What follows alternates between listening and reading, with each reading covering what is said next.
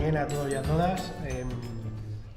Daros las gracias por asistir a esta mesa de diálogo. Creo que es importante, que cada vez es más importante en los ámbitos que se están produciendo. Quiero darle las gracias al Grupo de Dirigencia Socialista por invitarnos a participar de este diálogo, que, como decía, abarca a muchos más actores sobre el futuro del empleo, ¿no? Que es un poco lo que nos llama a nosotros y lo que decía al principio Valeria, ¿no?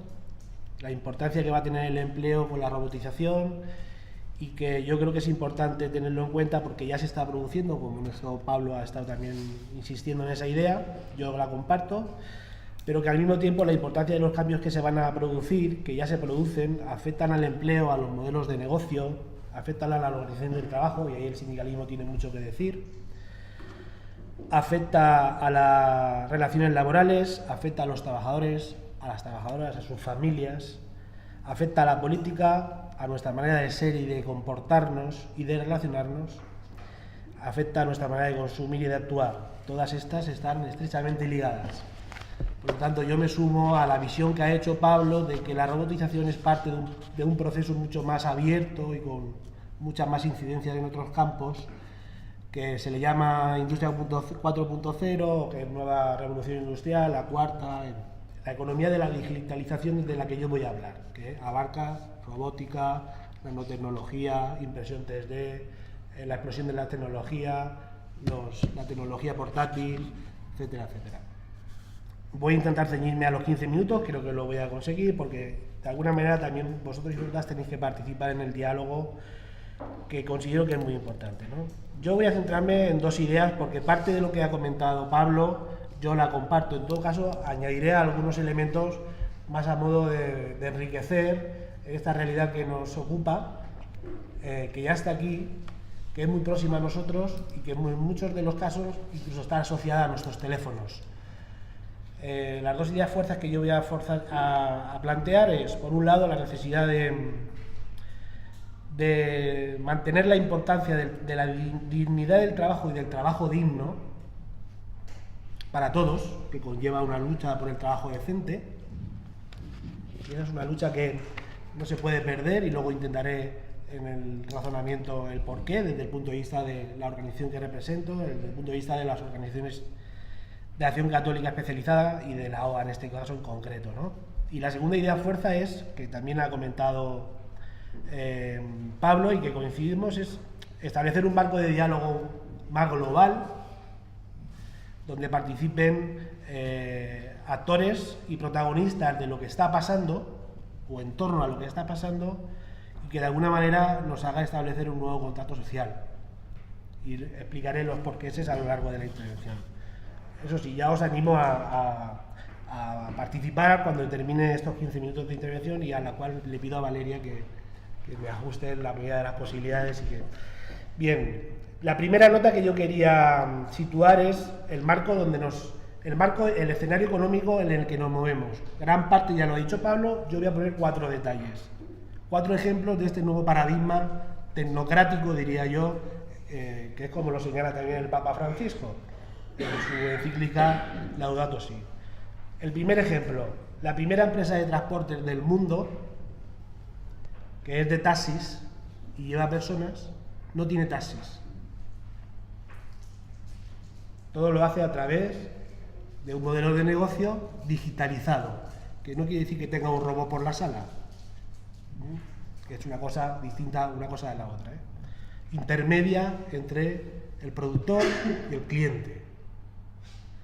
Y es la primera empresa del mundo. El primer medio de comunicación del mundo es Facebook, y no genera contenidos, pero se lleva la gran tajada en publicidad. No genera contenidos, los contenidos los gestionamos nosotros.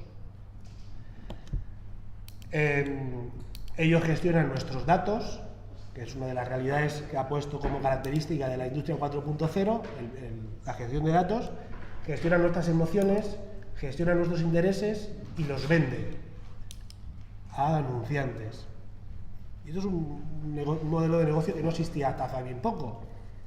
Y es el primer medio de comunicación del mundo que trae aparejado otros problemas en torno a la posverdad, porque la cantidad de noticias falsas que va alimentando desde redes sociales genera un problema añadido como la posverdad, que no es otra cosa más que mentiras para describir una realidad en función de unos intereses muy concretos. El mayor comercio del mundo es el gigante chino Alibaba y no tiene ni un solo almacén. Intermedia también. Y cuarto y último ejemplo, y con esto ya creo que completamos este capítulo. La mayor empresa tecnológica del mundo, con 1,2 millones de trabajadores, que ensambla el iPhone en China, el año pasado sustituyó 60.000 trabajadores por robots. Con estos 4 ejemplos nos damos cuenta de que no está tan lejos ese futuro que ya estamos escribiendo. La segunda nota es el empleo que hay en esta economía de la digitalización. Aquí los datos van a variar mucho, por lo tanto yo no voy a dar ningún dato, voy a llegar a una conclusión.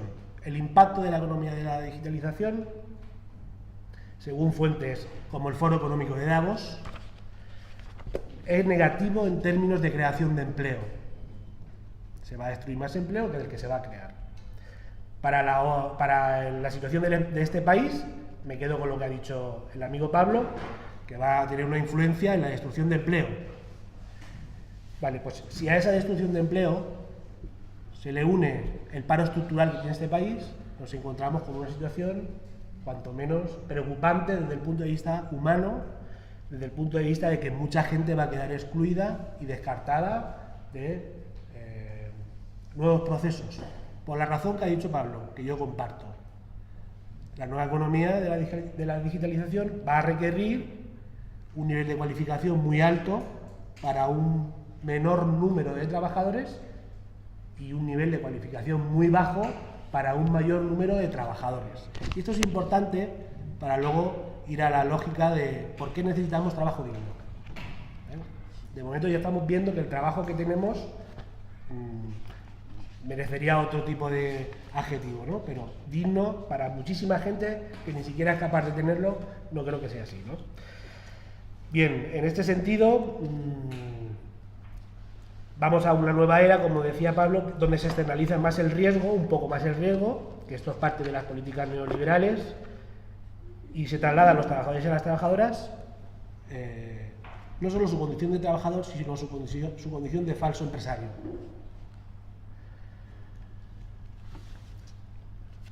Por otro lado, las condiciones laborales que ha marcado la reforma laboral, que yo creo que en este sentido todo el mundo coincida, están en consonancia con un nuevo modelo económico, con este nuevo modelo económico. Aporta una mayor individualización a las relaciones laborales, flexibilidad, disponibilidad, menores derechos, y por otro lado marcarán las condiciones laborales, la capacidad que tengan los sindicatos de organizar a la clase trabajadora, a organizar a los trabajadores y las trabajadoras y protegerlos en un contexto de precarización y de un proceso de cambio estructural de la economía que va a hacer cambiar también las políticas de organizar a los trabajadores. Tercera nota. La dignidad del trabajo y el trabajo digno. Pensamos que es esencial para la vida y para una sociedad decente. En este me voy a extender un poco más. Para la OA, el trabajo es una dimensión fundamental de la actividad humana, cuyo valor principal reside en la capacidad de hacer más humana a la persona. Su dimensión subjetiva, quien hace el trabajo, es lo verdaderamente importante. El producto, el servicio, los medios que se utilizan para esto deben de estar al servicio de la persona. La actividad creadora del ser humano tiene también una dimensión social. Con el trabajo, el hombre y la mujer se procura el pan cotidiano, contribuye al continuo progreso de las ciencias y de la técnica y, sobre todo, a la incesante elevación cultural moral de la sociedad en la que convive con el resto de sus hermanos. Bien, esto nosotros pensamos que esto, que es esencial para la vida de las personas y de las familias, se está poniendo en cuestión no solo por el cambio de era, sino por las situaciones de precariedad, de desigualdad, de empobrecimiento laboral y de desempleo que sufren millones de personas aquí y ahora, y que atenta contra la propuesta y contra el plan que tiene Dios para nosotros, ya que estamos hechos a su imagen y semejanza. Para los cristianos, el ser humano se realiza fundamentalmente en el amor, cuando experimenta que ama y es amado. La cualidad de amar da sentido a toda la actividad humana. En estos términos, en la del amor, el trabajo tiene como finalidad la donación a los otros. La capacidad de donarse a los demás es más importante que el trabajo en sí. Y que este amor se concreta en la promoción de la justicia. Así, el trabajo debe servir como medio de acceso a las necesidades básicas que tiene cada uno de nosotros y de sus familias. Debe de realizarse en unas condiciones justas, que ahí coincidiremos todos, y debe construir relaciones de comunión. Somos seres inacabados que tenemos que hacernos a nosotros mismos en relación con los demás. A este hacerse a sí mismo le llamamos proyecto de humanización, que los creyentes definimos como el proceso mediante el cual nos descubrimos como hijos e hijas de Dios y decidimos vivir la vida en coherencia con esa identidad personal y comunitaria que nos ha sido revelada por su Hijo Jesucristo.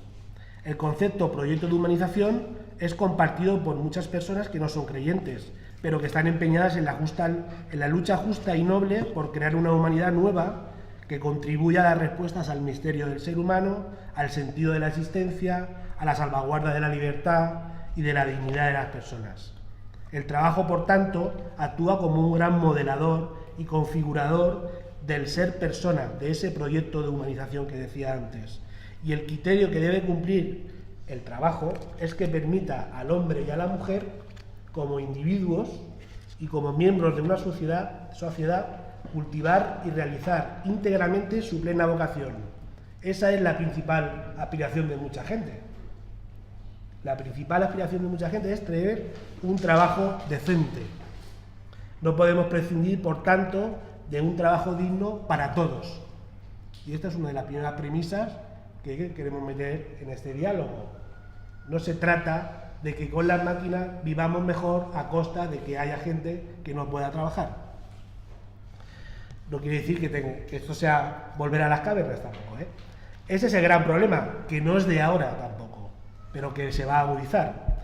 Es una cuestión de que la organización social de este sistema, el capitalista, absolutiza el dinero y desprecia a la persona que la necesita precarizada y consumidora. Así es como no solo el trabajo pierde centralidad, sino lo que es más grave, convierte a la persona en un elemento más del proceso productivo y por lo tanto humillable y descartable, que el Papa Francisco lo señala como que estamos en la cultura del descarte. Esto es la deshumanización del trabajo, que el ser humano sirva para ser humillado y descartable en un proceso de trabajo. En conclusión, la economía digitalizada, con enormes impactos en el empleo, como bien se ha dicho anteriormente, nos sitúa ante un nuevo estadio del capitalismo que trae aparejado, si no se remedia, nuevos conflictos sociales, ambientales y políticos. Quinta nota. He intentado apoyarme en la última encíclica del Papa para ver las posibilidades de enriquecimiento que tenemos en este diálogo y sobre todo porque a los cristianos nos puede servir también de orientación para situarnos en este diálogo. Teniendo en cuenta que hay un amplio magisterio de la Iglesia que habla del trabajo digno, del trabajo decente y del paradigma tecnocrático, me he querido centrar en el Laudato Si. Respecto al paradigma tecnocrático, dice que se ha vuelto dominante. Es muy difícil prescindir de sus recursos. Y más difícil todavía es utilizarlos sin ser dominados por su lógica. Es contracultural, y esto es un reto, elegir un estilo de vida con objetivos que puedan ser al menos en parte independientes de la técnica, de sus costos y de su poder globalizador y masificador. El paradigma tecnocrático tiende también a ejercer su dominio sobre la economía y la política. La economía asume todo el desarrollo tecnológico en función del rédito, sin prestar atención a eventuales consecuencias negativas para el ser humano. Las finanzas ahogan a la economía real. Se ve que no se aprendieron las lecciones de la crisis financiera mundial y con más lentitud se aprenden las lecciones del deterioro ambiental. No se elaboran con suficiente celeridad instituciones económicas y cauces sociales, como por ejemplo, que permitan a los más pobres acceder de manera regular a los recursos más básicos. Continúo. Lo que está ocurriendo nos pone ante la urgencia de avanzar en una valiente revolución cultural. Es una llamada a nosotros. La ciencia y la tecnología no son neutrales, sino que pueden implicar desde el comienzo hasta el final en un proceso de diversas intenciones o posibilidades y pueden configurarse de distintas maneras. Nadie pretende volver a la época de las cavernas, pero sí es indispensable aminorar la marcha para mirar la realidad de otra manera. El trabajo debería ser el ámbito de desarrollo personal donde se ponen en juego muchas dimensiones de la vida: creatividad, proyección de futuro, desarrollo de capacidades, ejercicio de valores, la comunicación con los demás. En la actual realidad social mundial es necesario, y este es otro reto, que se siga buscando como prioridad el objetivo del acceso al trabajo por parte de todos. Ese es el reto. Por último, para que siga siendo posible dar empleo, también es imperioso promover una economía que favorezca la diversidad productiva y la creatividad empresarial. La quinta nota que he apuntado para este diálogo la he titulado Pistas para seguir avanzando. ¿Qué me queda? ¿Ya? 15 minutos ya está, pero termino. 2 notas solamente. Situar las necesidades de las personas en el centro de las decisiones económicas y políticas, con una nueva gobernanza que se tiene que construir, que aborde estas cuestiones y promueva el desarrollo humano integral.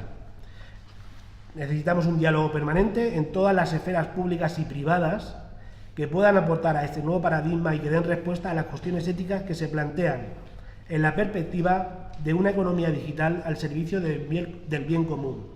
En definitiva, la configuración de un nuevo pacto social. Y la última. Creo que es necesario favorecer la cultura del encuentro, lo que el Papa dice, puentes frente a muros, poner en valor prácticas de procesos de humanización a nivel personal, ambiental e institucional, que favorezcan la comunión tanto de vida como de bienes y de acción, que luego podremos poner algunos ejemplos, además de acompañar a quienes sufren las precariedades vitales y laborales. Finalizo animándonos a cambiar las cosas porque se pueden cambiar pese a este inquietante escenario que ya vivimos, respondiendo al título de la conferencia.